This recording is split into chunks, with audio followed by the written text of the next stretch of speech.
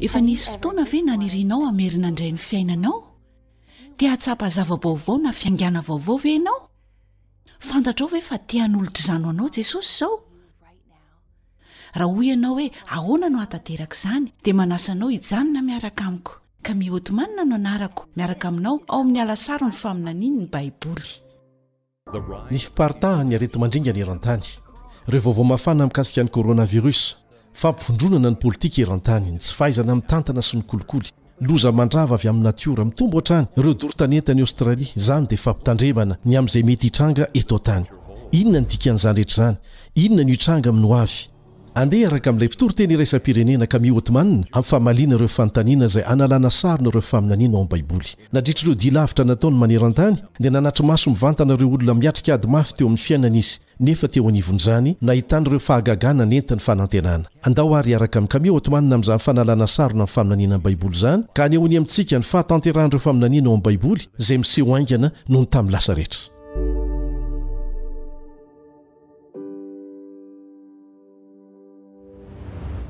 Efa tonga sahady amin'ny loha hevitra fa 13 sy 14 sika amin'ny Alasarona ireo faminanian'ny Baiboly. Tiako ho fantatra hoe firy aminareo no efa nijery ireo fandaharana 13 voalohany. Irenay ho fantatra ao amin'ny chat laharan'ireo famelabelarana efa nijerenao. Mahafinaritra anay ny mahita izany.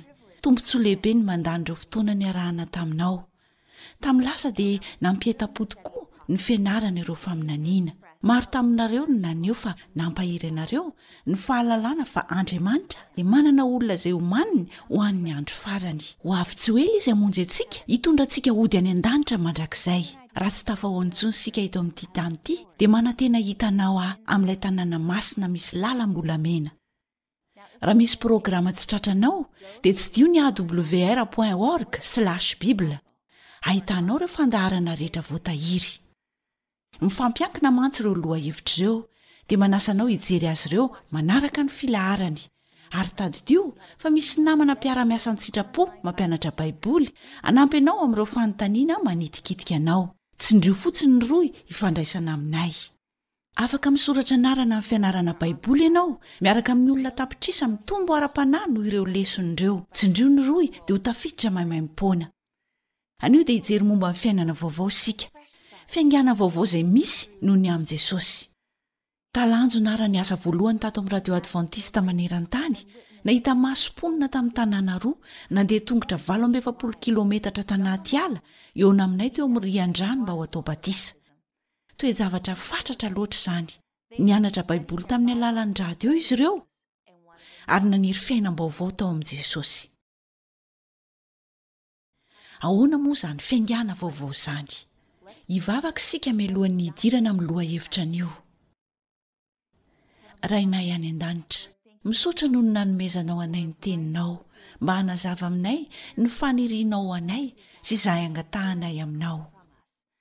Tompo, ampio izahay hanana fahatakarana mazava tsara ny teninao sy ho tena tianao tokoa. Raha andalina ity loha hevitra ny amin'ny batisa ity. Amin'ny anaran-tsoan'i Jesosy, amen. Iara hijery ohatra mazava tsara momba izany sika. Izay hita ao amin'ny Matio 13. Hitantsika ao Jesosy nandeha tamin'ny lalam-bovoka, eona tamin'ny Jaona mpanao batisa voalohany indrindra.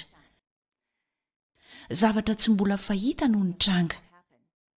Niakatra avy tany Nazareta Jesosy mba hidina teo amin'ny ony ny Jordanina. Vahoaka maresaka sy mentanentana no tafangona teo amoron'ny ony. Variana tamin'ireo tenin'ny Jaona ny vahoaka, mibeba ary ao ka atao batisa, fa efa akaiky ny fanjakan'ny lanitra. Raha mbola nanao izany antso makotrokotroka izany Jaona, dia nijanona tampoka. Nisy fahanginana nandritra ny fotoana fohy. Nifantoka tamin'ny lehilahy iray ny masony. Tsy mbola nahatsapa olona madio sy masina toy izany izy. Tsikaritra ireo vahoaka izany fiatoana izany. Izy ary ny mpanjinin'ny Jaona, feo mifampanontany no rety eo anivon'izy ireo. Izy ary io lehilahy io. Tsy fantatra izy ireo ilay Mesia mpanjakany. Kanefa na tsy mbola nahita azy mihitsy azy Jaona teo aloha, dia naseho ny fanahy masina taminy fa io ny zanak'Andriamanitra. Nifanojy tamin'ny Jaona ny mason'i Jesosy ary nangataka ny atao batisa izy. niezaka mafy Jaona andresy lahatra azy. Izany tokony ataonao batisa hoy Jaona, ka ianao indray va ny makaty amiko? Fa Jesosy namalika ny teny hoe ekeo ihany ankehitriny, fa izao no mety amintsika ahatanteraka ny fahamarinana rehetra. Ka dia nanaiky ianao batisa azy Jaona. Nitondra ny mpamonjy nidina tao amin'ny onon'ny Jordana izy. Raha mbola nijoro tao anatin'ny rano izy ireo lahy, dia azontsika an-tsaina i Jaona nametraka ny tanany iray tao an-damosin'i Jesosy, ary ny tanany ilany natsangany nanondry ny lanitra. Tolagaga ny vahoaka, ary dia naroboka sy nasitrika tao anaty rano Jesosy. Ary rehefa nivoaka avy tao anaty rano izy, dia vanim-potoana vaovao sy manan-danja no misokatra eo anoloany. Eo misehatra lehibe iray kokoa izy izao. Anomboka ny asa fanompony. Fantany fa miditra anatin'ny ady eo amin'ny fiainana izy. Nivoaka namonjy moron-drano izy, niaraka tamin'ny rano niraraka tamin'ny akanjony, izay nahatonga fotaka kely teo amin'ny vovoka. Tamin'izay indrindra no nisokatra ny lanitra. Ary Jaona nahita ny fanahin'Andriamanitra, nidina tahaka ny voromailala nankeo ambonin'i Jesosy. Nijorona natrika sady nangina ny vahoaka, ny banjina ny Kristy. Ary ny endriny voasarony ny hazavana. Feno voninahitra ny tavany, ary tsy mbola fahitan'izy ireo hatr'izay izany. Tampoka avy teo dia nisy feo avy any an-danitra nilaza hoe, ity no zanako malalako izay sitrako.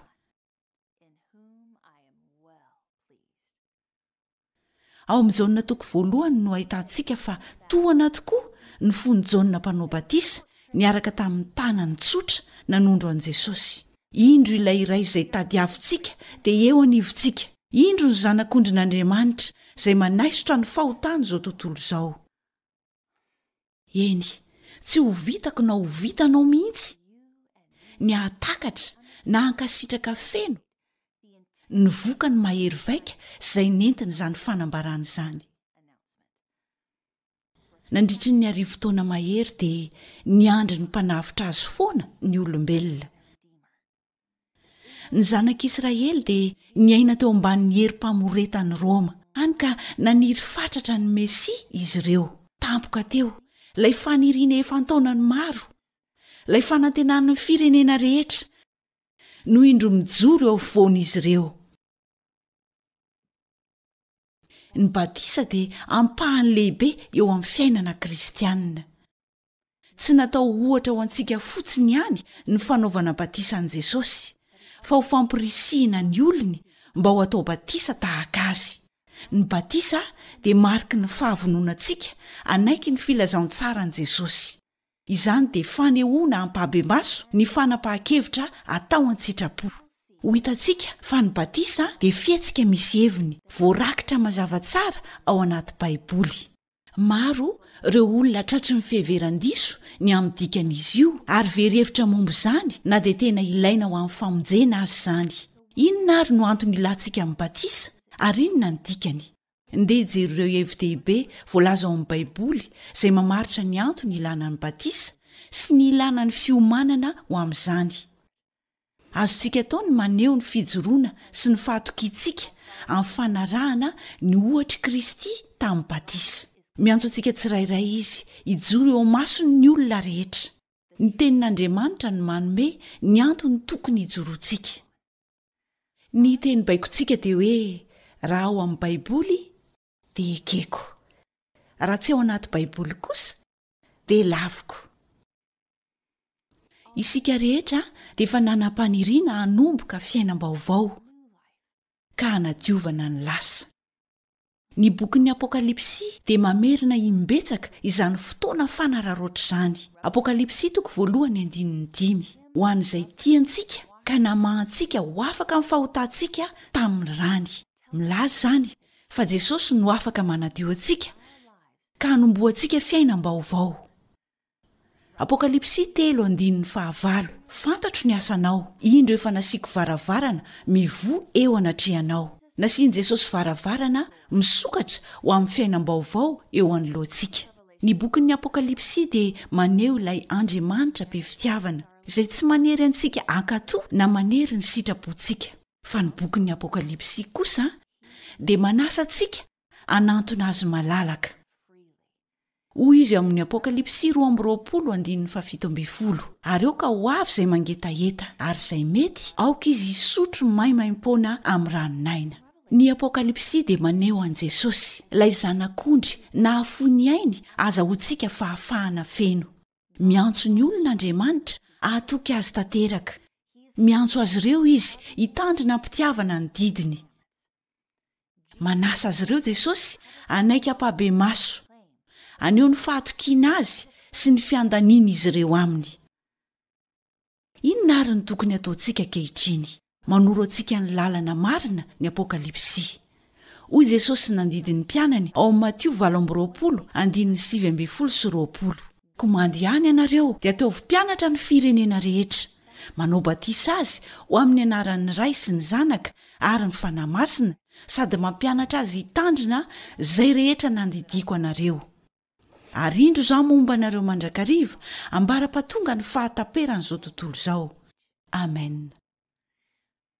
Rehefa atao batisa isika dia manambara izay andanitsika amin'ny fanehoantsika ampabe maso hoe mijoro an'izy isika. Maro ireo kristianina mbola sahiran-tsaina amin'izany lalàna fototry ny Baiboly izany. Misy karazana batisa firy ao anaty Baiboly. Ny fiangonana sasany mamafy rano ny zazakely, ny sasany dia mandraraka rano ao amin'ny lohan'ny zaza na ankizy kely, ary ny sasany manao batisa amin'ny menaka oliva. Misy aza fiangonana mamafy felan-drôzy eo amin'ny lohan'ny ankizy, ka milaza fa vita batisa izy ireo. Pastera iray no nitondra ny tanora no eny an-tendrombohitra ary nolazainy fa atao batisa ny namelany azy ireo andry ao anaty ranomandry sady norakofany tamin'izany izy ireo. Rehefa nanontaniana momba izany fanaony izany izy dia nilaza fa tsy misy mahasamihafa ny rano na mandranoka na mivaingana. Marina ve ty pastery ty? Ny Baiboly dia milaza fa tokana ihany ny fomba fanaovana batisa marina. Manazava izany ny Efesianina 4:5. Fa iray ny tompo, iray ny finoana, iray ny batisa. Raha mandray ny tenin'Andriamanitra isika dia iray ihany ny fomba ara-Baiboly. Tsy hiombon-kevitra amiko ve ianao fa ny fomba tsara indrindra ahalalana ny fanaovana batisa marina dia famakiana ny voalazan'ny Baiboly. Raha atao batisa toy ny nanaovana batisa ny Jesosy isika dia azo antoka fa tsy diso. Marka 1:7. Ary tamin'izany andro izany dia tonga avy tany Nazareta any Galilea Jesosy ka nataony Jaona batisa tao Jordanina. Matio 3:17. Ary raha vao avy natao batisa Jesosy dia niakatra avy teo amin'ny rano niaraka tamin'izany izy, ary indro nisokatra tamin'ny lanitra, ary hitany ny fanahin'Andriamanitra nidina tahaka ny voromailala ka nakeo amboniny. Ary injao nisy feo avy tany an-danitra nanao hoe, ity no zanako malalako izay sitrako. Naroboka nasitrika i Jesosy. Rehefa natao batisa Kristy dia niditra tao anaty rano ary niakatra avy tao anaty rano avy eo. Nasitrika tanaty rano nanaovana batisa azy, ary zava-dehibe teo amin'ny fiainany izany. Ny batisanao no vanim-potoana lehibe indrindra eo amin'ny fiainanao.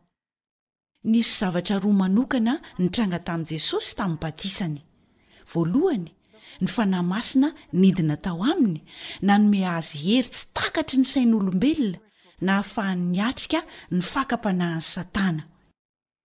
Ny Baiboly dia nampanantena fa rehefa atao batisa isika dia handray izany hery ara-panahy izany koa, izay hanome hery ianao ihany koa. Tsy irianao ve izany hery ny fanahy masina eo amin'ny fiainanao izany? Tonga tamin'i Jesosy izany ary natao tonga amintsika ihany koa. Nandray hery avy amin'i Jehovah izy tamin'ny batisany. Ary rehefa manokatra ampinoana ny fontsika ho an'ny tompo isika dia handray ny fanahy masina ihany koa amin'ny batisantsika. Milaza ny Baiboly ao amin'ny asan'ny apôstôly 10:7 fa nohosoran'Andriamanitra ny fanahy masina sy ny hery Jesosy avy any Nazareta. Tiako izany. Ny zavatra faharoa nitranga tamin'ny batisan'i Jesosy dia ilay noresahandrainy taminy ao amin'ny Matio 3:7 hoe, ity no zanako malalako izay sitrako.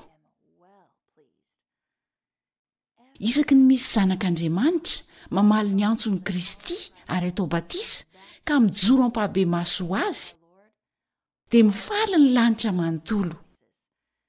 Rehefa atao batisa ianao dia hiteny indray ilay raintsika hoe ity no zanako lahy malalako, ity no zanako vavy malalako izay sitrako. Ireo mpino nandritry ny taonjato maro dia niaina tamin'ny mpifaliana tamin'ny fanoloran-tena feno ho an'i Kristy tamin'ny alalan'ny batisa. Indraindray mety ho izy irery ao anatin'ny fianakaviana manontolo na tanàna na foko no nanolo-tena. Eny, Andriamanitra dia miantso ny tsirairay amintsika. Azo antoka fa nanao izany izy tamin'ilay tandapa Etiopianina izay niverina avy tany Jerosalema. Raha mbola nitaingina ny kalesiny ilay Etiopianina dia namaky ny soratra masina izy. Jehova no nitondra ny Filipo ao anatony azy. Dia noazavain'ny Filipo tamin'ilay tandapa ny tenin'Andriamanitra. Ary namaly ireo fanontaniana momba ny Baiboly Filipo. Ary nanao antso tamin'ity lehilahy ity mba hanolotra tanteraka ny fiainany ho an'i Kristy. Namaly antso avy hatrany ilay Etiopianina. Nahafaly azy izany fifandraisana vaovao amin'ny Jesosy izany. Naniry atao batisa izy. Hoy ny voalazan'ny asan'ny apôstôly 8:9-7. Ary raha nandeha teny an-dalana izy dia tonga teo amin'izay nisy rano. Ary hoy ilay tandapa, indro rano, koa inona no misakana atso atao batisa? Hoy Filipo, raha mino amin'ny fonao rehetra ianao dia azonao atao izany. Ary izy namalika nanao hoe, mino aho fa Jesosy Kristy no ilay zanak'Andriamanitra. Dia nasainy najanona ny kalesy. Ary izy roa lahy dia Filipo sy ilay tandapa nidina eo amin'ny rano dia nataony batisa izy. Dia nivoaka avy teo amin'ny rano izy roa lahy. Jereo fa ireo andinin'ireo dia mampianatra fahamarinana lehibe momba amin'ny batisa. Natao batisa ilay Etiopianina rehefa nanaiky ampahabe maso an'i Kristy. Ny batisany dia fanapahan-kevitra ny ijoroany ampahabe maso. Na Filipo na ilay Etiopianina dia samy nidina tao anaty rano. Ary Filipo dia nitarika ilay Etiopianina ka nanitrika azy tanteraka tao anaty rano lalina. Ho mariky ny fahaizan'i Kristy manadio manontolo ilay olona amin'ny fahotana izany. Ny vatan'ilay olona rehetra no tsy maintsy asitrika satria ilay olona manontolo mihitsy no nanota. Ny faritra rehetra amin'ny vatantsika no asitrika anaty rano satria ny faritra rehetra tamin'ny vatantsika dia nanota. Milaza zavatra lehibe mihoatra noho ny famafazana isika. Teo voadio tanteraka isika. Ary Andriamanitra mitarika ny fanitrihana tanteraka amin'ny fanaovana batisa. Angamba tsy mbola mety mahalala ny dikany hoe batisa ianao. Ny teny Grika baptizo na baptaiza dia midika hoe mandroboka, manitrika, mandetika anaty rano. Ohatra, raha misy vehivavy Grika maniry hanova tanteraka ny lokon'ny akanjony iray, dia tsy ho fafazany loko fotsiny ilay lamba ka lasa hisy faritra tsy voaloko, fa ho arobony tanteraka ao anaty ranon-doko. Ny fanaovana batisa asitrika dia fomba fanao teo anivon'ny fiangonana fahiny. Ny arkeolojia dia nahita toerana fanaovana batisa tao anatin'ireny fiangonana tamin'ny taonjato voalohany ireny. Ireo fiangonana fahiny dia nampiseho ny fomba fanaovana batisa tamin'izany. Ity misy toerana nahitana fiangonana kristianina fahiny niaraka tamin'ny batistera any akaikin'ny Efesosy, akaikin'ny morontsiraka andrefan'ny Torkia ankehitriny.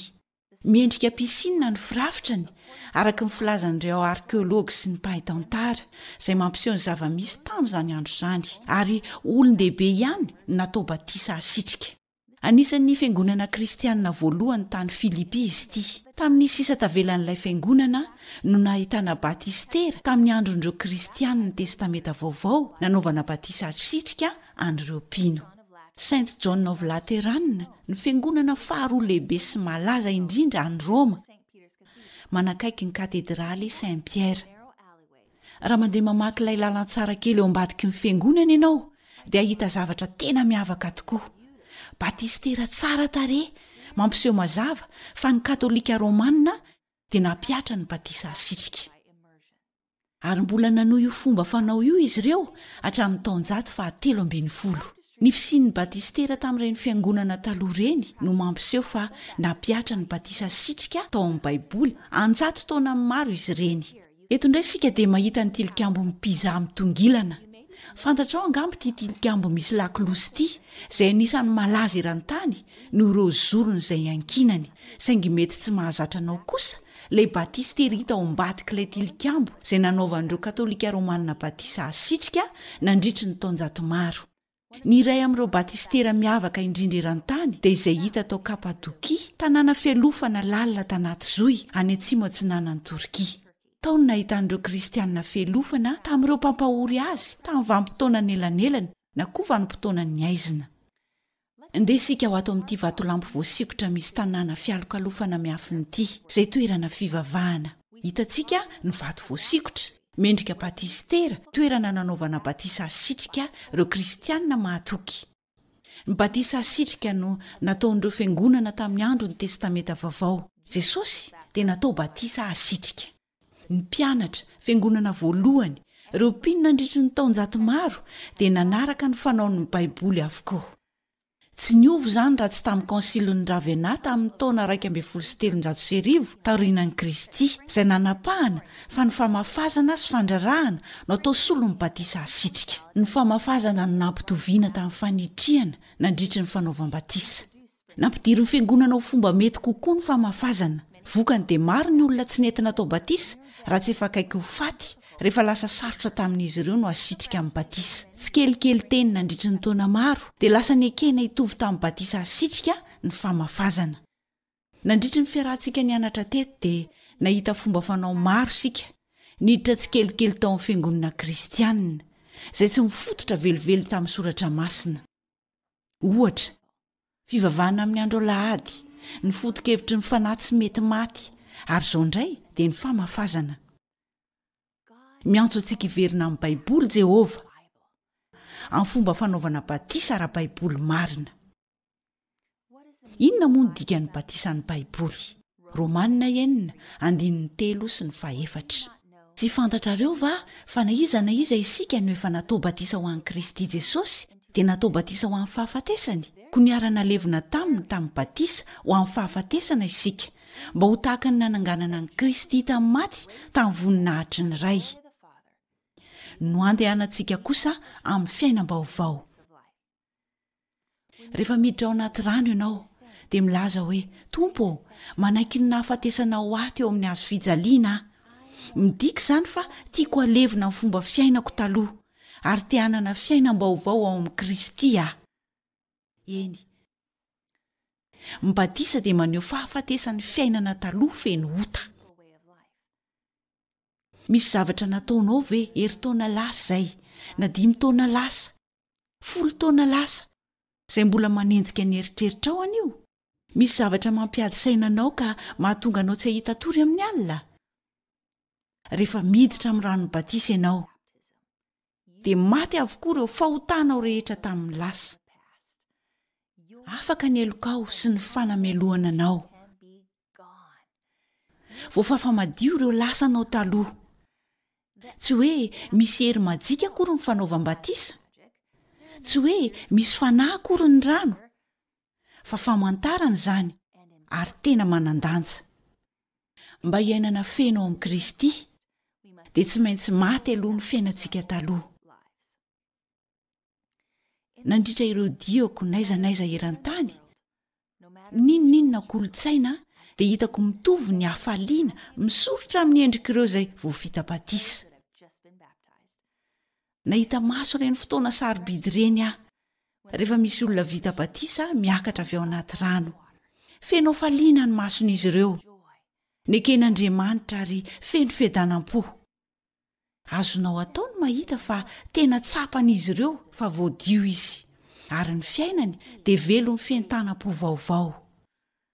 Ninonninona fiainan'izy ireo talohan'io fotoan'io dia fantany fa afaka manomboka fiainam-baovao izy. Miaraka amin'ny fanampian'ny fanahy masina dia miova ny fiainany. Ny batisa dia toy ny afo mandevona ny fahotana ao amin'ny fasan'ny rano. Mety hiteny ianao hoe, andraso kely aloha, Andriamanitra nga tsy mamela ny eloko isaky ny miaiky ny fahotako aho?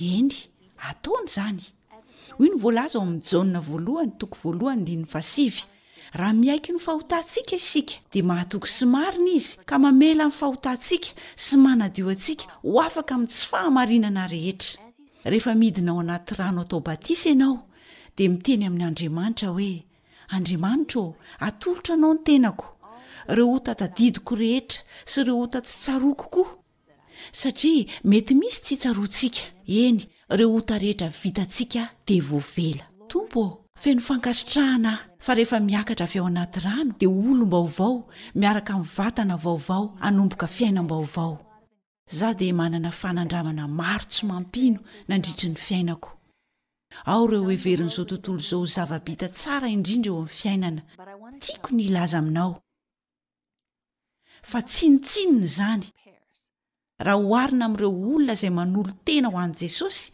amin'ny batisa ary manaiky ny fiainana mandrakizay za sy ny ekipako dia miezaka hanatrika batisa naiza raha mbola azonay aleha ran-tany tsaroko eto rehefa nandreny tantarany tanàna iray any an-tendrombohitra avo any Filipina izahay mponina tao dia nandre fandaharana tamin'ny radio antsika mahakasika an'i Jesosy sy ny fahamarinana ka naniry atao batisa fomba roa ihany no ahafahana makany an-tanànan'izy ireo na mitaingina soavaly somary elaela kokoa na mandeha moto dia naleoko nandeha moto ny ampita renirano 420 zahay nitety avoana lalana miolakolana tongavana eny an-tampony ampolo maro hatramin'ny ankizy no nitsenanay tan-kafaliana nandeha tongotra namonjy renirano akaiky teo zahay ary nanatry maso olona 20 nanolotra ny fiainana ho an'i Jesosy tamin'io andro io ireo olona sarobidy ireo rehefa nitsangana avy tao amin'ny ranon'ny batisa dia nandeha tamin'ny fiainam-baovao izany dia mariky ny fitsanganana amin'ny maty miakatra avy ao amin'ny fasana rano move mila miandro no tonga lafatra ianao zay vao atao batisa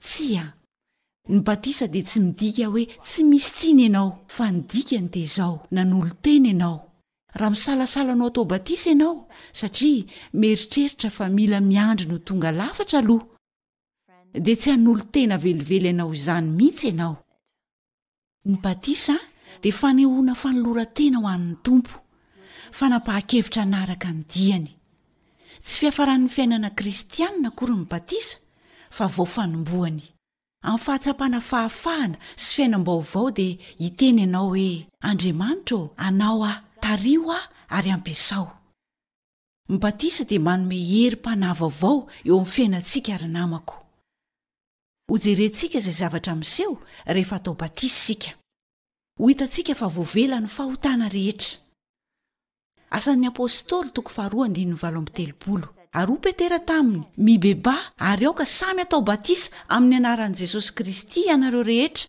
mba hahazahoana famelana ny elokareo ny apôstôly Petera dia nanazava fa tokony atao batisa ny olona rehetra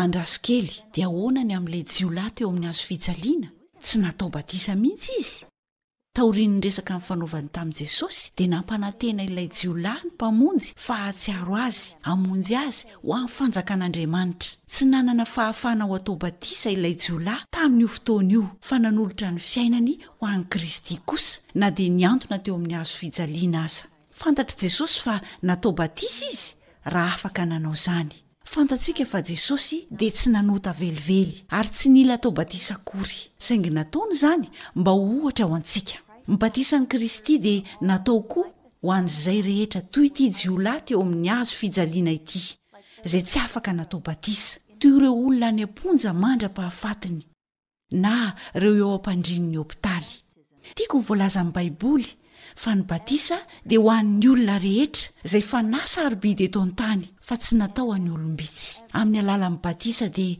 voavela ny ota rehetra tsy misy fahotana lehibe loatra ka tsy ho azo avela amin'ny fotoanan'ny batisa dia omena toky isika fa handray ny fanahy masina Marka 1:10 ary raha vao niakatra avy teo amin'ny rano izy dia hita ny lanitra ny sokatra ary ny fanahy nidina tahaka ny voromailala ka nakeo amboniny averintsika vakina ny asan'ny apôstôly 2:7 tapany faharoa manao hoe ary ianareo andray ny fanomezana dia ny fanahy masina. Andriamanitra dia anome fanomezana amin'ny batisanao. Ho voadio ianao ary mampanantenanao izy fa hanome ny fanahy masina ho eo amin'ny fiainanao, ho mpanampy ianao manokana amin'ny sedram-piainanao. Ny Baiboly dia mamaritra ny fanahy masina amin'ny teny manokana izay milaza fa izy dia mampianatra, mitarika, mampionina ary manofana.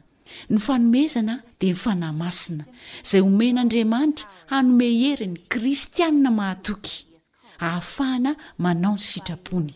Amin'ny alalan'ny batisa dia lasa fianakavian'Andriamanitra ianao, lasa tafiditra ho isan'ireo fianakavian'ny mpino maneran-tany. Asan'ny apôstôly 2:7 dia milaza fa izay nandray tsara ny teniny dia natao batisa, ary tokony ho 3,000 ny olona nanampy ho isany tamin'izany andro izany. Maro ireo manontany ny fifandraisan'ny batisa sy mahamambra ny fiangonana. Ireo olona vita batisa ve dia mandeha any am-piangonana ihany koa. Vakintsika ny 2:2. Ary izy ireo naharitra tamin'ny fampianaran'ny apôstôly sy ny fiombonana sy ny famakinany mofo ary ny fivavahana. 7 dia hitantsika fa nideran'Andriamanitra sady nahita fity tamin'ny vahoaka rehetra. Ary ny olombonjena dia nanampy ny tompo isan'andro ho isan'ireo. Amen. Ny batisa dia manamarika fa ianao dia nisafidy ho lasa ampahany amin'ny vatan'ireo mpino an'Andriamanitra izay mitandrina ny sabatany sy ny didiny. Ireo kristianina advantista arak'izay efa novakintsika dia manohy hatrany izany fotom-pampianaran'ny apôstôly sy fiombonana izany. Mangataka anao Andriamanitra hitady fiangonana manaraka ampirindrana ny fampianarana ny teniny. Rehefa atao batisa ianao dia voavela heloka. Tsy vitany hoe voadio ny fiainanao fa nandray ny fanahy masina ihany koa ary ho lasa nisan'ireo mpiara-mitandrina sabata maneran-tany izay vondron'ny mpino iraisam-pirenena. Andriamanitra dia mitarika ny olona avy amin'ny firenena rehetra, samy hafa fiteny ary ny samy hafa foto-kevitra ara-pinoana mba hanaraka azy. Aleo hodiniantsika ireo dingana tokony ataon'ny olona iray alohan'ny hanaovana batisa azy. Voalohany, tokony hibebaka isika ary hanenina marina noho ny fahotantsika. Efa nanantona an' Jesosy ve ianao ka nilaza hoe, Tompo, mino afa ianao rery no afaka mamela ny fahotako satria ianao rery ny mpamonjy ahy. Raha eny ny valiny dia efa nahavita ny dingana voalohany amin'ity dinga ny finoany ity ianao. Ny fibebahana dia fanenenana tanteraka ny amin'ny fahotana satria vonina hiala tanteraka amin'ny fomba fiainanao taloha ianao. Ny fibebahana dia midika fa ireo fanao ratsinao dia niova ary tsy te hamerina izany intsony ianao. Tsy manitona anao intsony izany. Faharoa, tsy maintsy mino sy manaiky isika fa Jesosy dia sady mpamonjy ny tompo ny fiainantsika. Ary farany, tsy maintsy manohy mianatra ary mandray ireo toromarika ilaina rehetra ao amin'ny Baiboly. Raha vantany vao azonao ireo fotom-pinoana ao amin'ny Baiboly, ny fahamarinana tena ilaina amin'ny teniny, dia manasanao hanapa-kevitra ny atao batisa Andriamanitra. Betsaka ny manontany momba ny batisa ny zaza. Ny Jakoba 4:17 dia milaza fa izay mahalala anao soa nefa tsy manao dia heloka ho azy izany. Mazava fa ny zazakely dia tsy mahalala momba ny ota. Tsy afaka indray fanapahan-kevitra matotra izy ary tsy mahay izany mibebaka amin'ny fahotana izany. Ny batisa ny zaza dia tsy voalaza ao anaty Baiboly. Fanaovana batisa zazakely dia fomba fanaovy amin'ny mpanompo sampy ary nentina tao amin'ny fiangonana tany Roma. Toy ny ankamaroan'ireo fampianarana hafa, ny fanaovana batisa zazakely dia avy tamin'ny fomba fanao tao Babilôna. Tao Babilôna dia ireo voateraka no memboninahitra amin'ny alalan'ny batisa. Ny mpanompo sampy Eropeanina dia mamafy rano na mandetika ny zaza voateraka ao anaty rano. Ary mbola misy mpampiasa rano voasina ho amin'ny batisa amin'ny faritra sasany, ary homanina araka ny fomba an'ireo mpanompo sampy izany amin'ny fitarafana amin'ny jiro avy eo amin'ny polipitra ny any anaty rano. Rehefa napiditra ny batisa ny zazakely ny fiangonana kristianina romanina dia nanohitra mafy fanaovana batisa ny olon-dehibe ary namoaka izao didy izao ao amin'ny boky History of Romanism, pejy 1500. Hozonina izay milaza fa ny olon-dehibe no tsy maintsy atao batisa. dia izay. Nandritra ity famelabelarana amin'ny toy ity dia mety nianatra fahamarinana vaovao avy amin'ny tenin'Andriamanitra ianao. Tonga ary ny fotoana hanoloranao tena anaraka an' Jesosy ho amin'ny lalan'ny batisa ny Baiboly. Ahoana nefa raha toa ka efa vita batisa ianao, mila averina tao batisa indray ve? Misy ohatra iray ao amin'ny Baiboly namerenana olona natao batisa indray. Ndeha jerentsika. Ny apôstôly Paoly dia nampianatra teny amorontsiraka ambony any Efesosy ary nisy vondron'olona nanantona azy. Hoy ny asan'ny apôstôly 7:2-5. Paoly nanao taminy hoe, efa niraisinareo va ny fanahy masina? Fony voanino ianareo. Fa ireo nanao taminy hoe, tsy renay akory fa efa nomena ny fanahy masina. Ary hoy Paoly, ho amin'inona ary ny nanaovana batisa anareo? Dia hoy ireo, ho amin'ny batisan'i Jaona.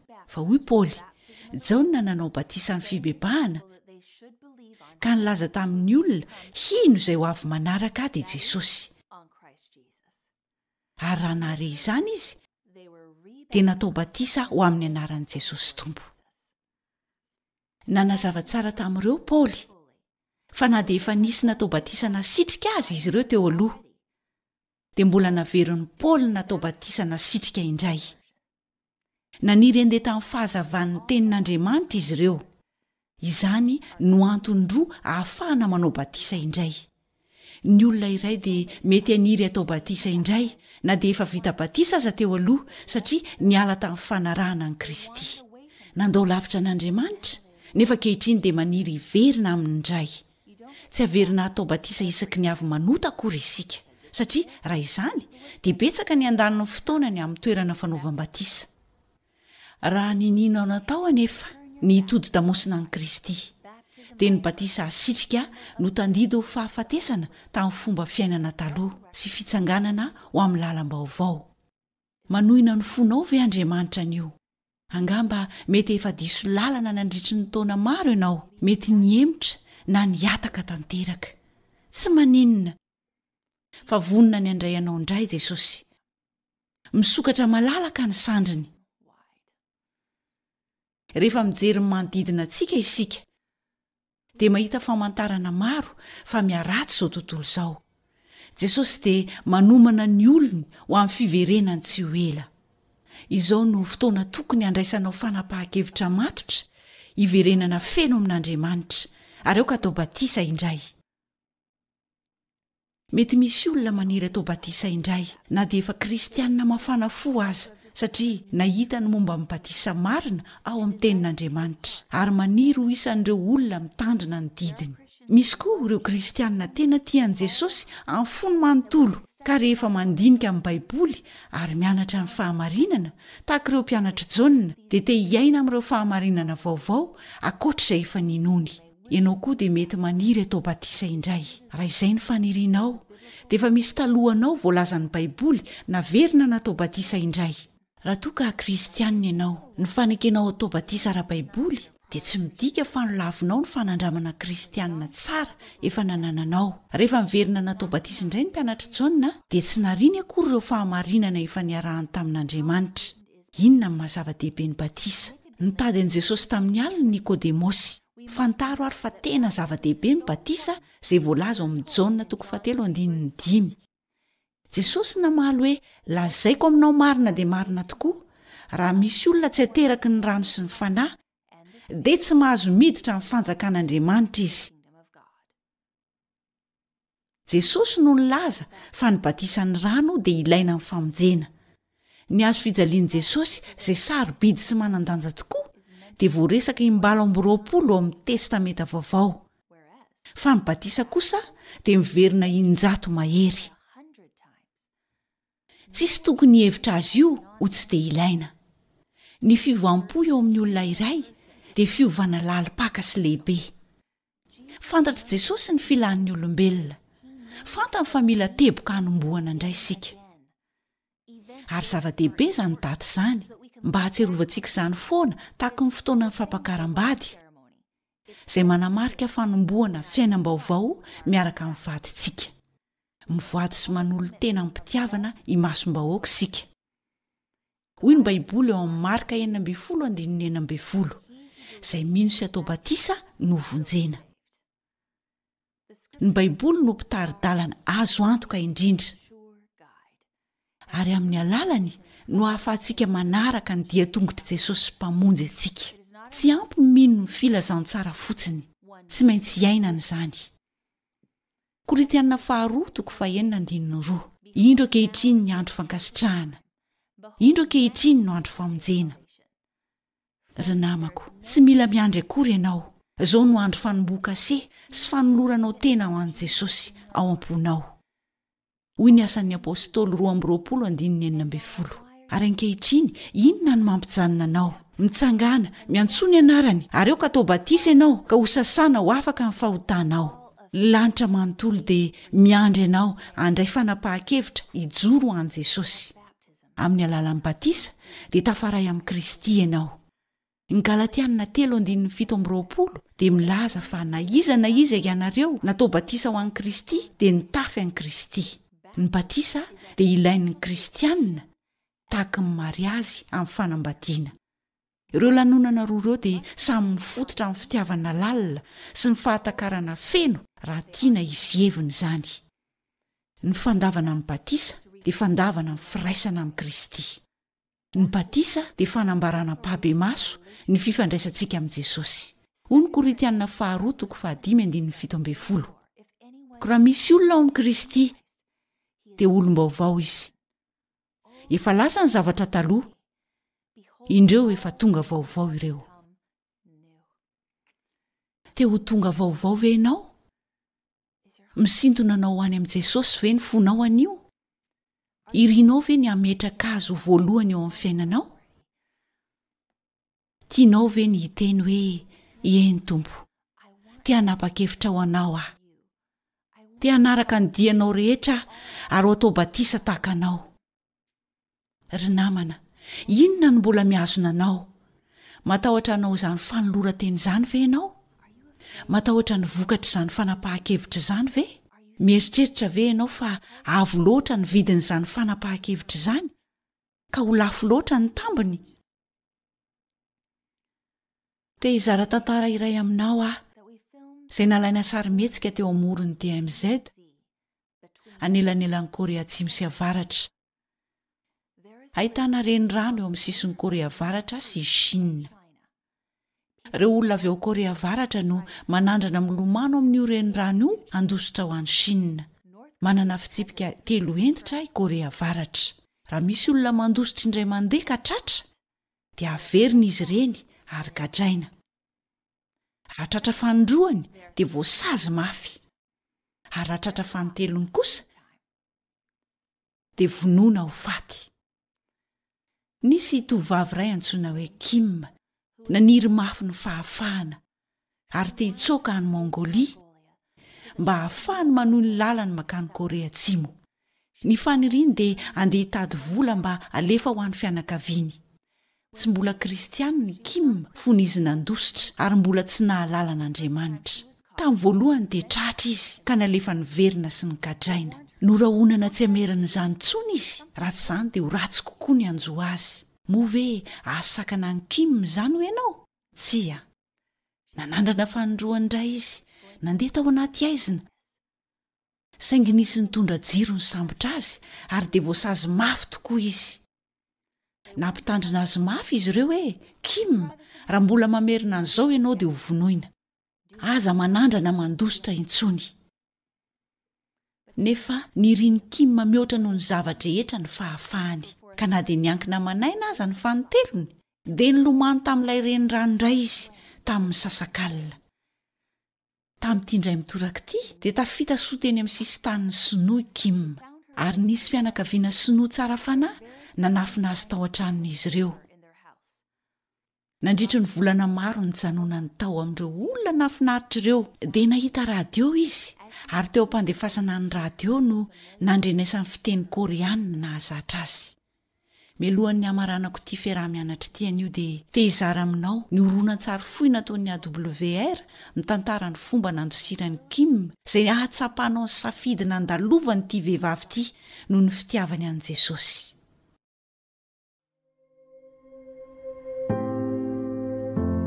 ndray riva tao amin'ny fiangonako dia nisy vehivavy tsy fahitako niditra ary nipetraka tany aoriana. Ny endriny dia miketrona mafy manafina ny fahatanorany. Nanontany tena hoe izy ity vehivavy ity. Nipetraka irery teo ambony W ilay vahiny, ary rehefa lasa ny olona rehetra dia nanontany azy ilay pastera. Nandositra avy any Korea Avaratra aho izy, ary tsy azoko antoka koa nefa ny eto Chine, saingy manana fangatahana iray aho. Afaka hanao batisa ve ianao? Hainao ve nefa ny dikany hoe batisa hoy aho nanontany?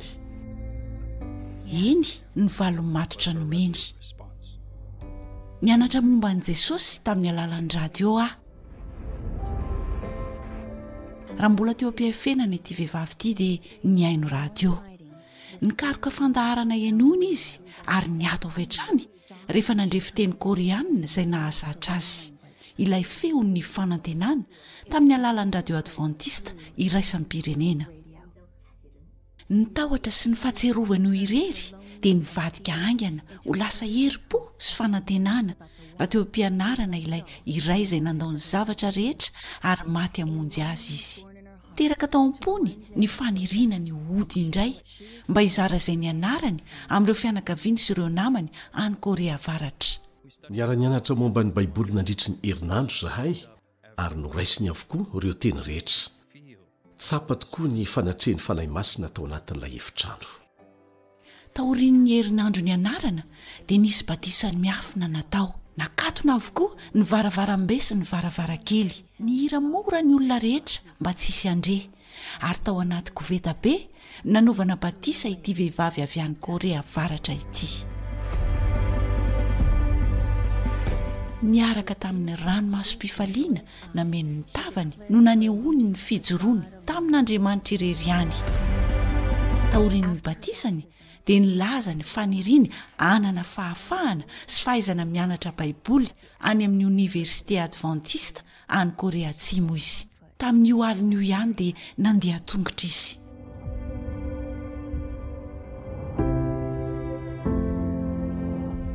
Fotoana fohy taty aoriana dia naharay antso atarbia. Bitsibitsika ilay feo nilaza hoe tonga soma tsara aty amin'ny sistany aho, alina ny andro, mivavao aho. Tonga tao an-tsaiko ireo fefy tarby valo sosona ho tafitany ve zany? Indrisy, tsy tafitany sistany izy ny alin'iny, satria hitan'ireo miaramila sinoa izay namerina azy tany amin'ny tany indray ka namono azy ho faty. Nalay lomafy aho nare an'ity vaovao ity. Tsy ahita ireo maso ny feno fifaliana intsony.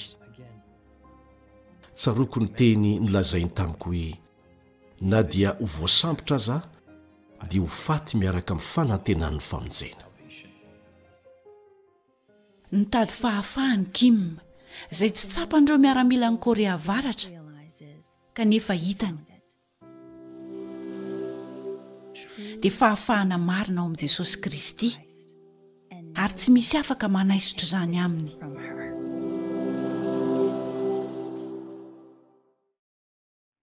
Toa ny Kim dia mbola maro ireo mitady fahafahana manerana an'izao tontolo izao anio.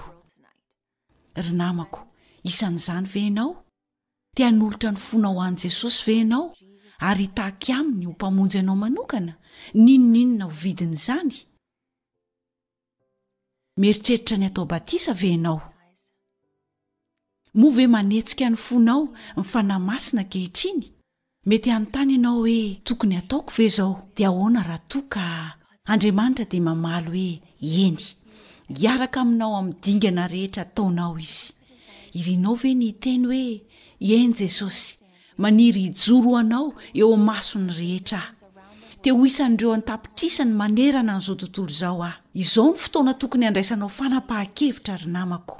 Mety hoe efa nisitaka ianao kanefa miantso anao iverin'Andriamanitra. Fotoana handraisana fanapahan-kevitra izao. Izao ny fotoana mety indrindra hitenenana hoe Tompo, te atao batisa aho, tiako adio ireo fahotako. Iaraka ivavaka isika. Raina ihany an-danitra, tonga eto alohanao izaho izao miaraka amin'ny tanana mitsotra manolo tena hitarianao anay amin'ny lalanao mitondra anay mody. Engany fanay masinao hiasa mahery ao am-ponay amin'izao fotoana izao raha manokana ny fiainanay ho anao izahay. Anaraka anao amin'ny onja ny fanadiovan'ny batisa. Tompo, fantatrao ireo olona manirery amin'izao fotoana izao, sahirana mijoro amin'ny fahamarinana, satria mety ho izy irery ihany no anatin'ny fianakaviana na ny fiarahamonina. Jereo manokana izy ireo ankehitriny, Tompo. Ampaherezo izy ireo amin'ny fahalalana fa ianao no hiaro azy, ary ianao no hanome izay ilainy. Hodidino amin'ny tafiky ny anjelinao izy ireo. Fantatray fa mifaly ny lanitra manontolo noho ireo ny safidy ho anao androany. Isaorana neny anaran'i Jesosy manerana izao rehetra izao, amin'ny anarany masina. Amen. Ry namana, manantena fa andray ty fanapahan-kevitra mandrakizay ty ianao anio. Tsy misy tsony fotoana azo laniana, anio no andro famonjena. Azonao ampahafantarina anay ve raha maniry ny atao batisa ianao? Tsindrio ary ny roa eo ambany. Tian'olo tena atao batisa na averina atao batisa atsoatsy ve ianao? Tsindrio fotsiny io raha te hifandray aminay aneo amin'ny fanapahan-kevitrao ianao, na koa misy fanontaniana manitikitika anao ho an'ireo mpampianatra baiboly. Ny zava-dehibe sy manan-danja indrindra izay mety hitranga amin'ny alasaron'ireo faminanian'ny baiboly dia ny hanantonanao akaiky an'i Jesosy ary hanoloranao ny fiainanao rehetra ho azy. Ho tahian'Andriamanitra ane ianao. Eo neto sika amin'ny manaraka amin'ilay alasarona faran'ireo faminanian'ny baiboly, mitondra ny lohateny hoe hery mifanandrina. Ry namana, ity ilay anankiray nanova ny fiainako manokana. Safidio ny lalan'Andriamanitra amin'ny manaraka indray.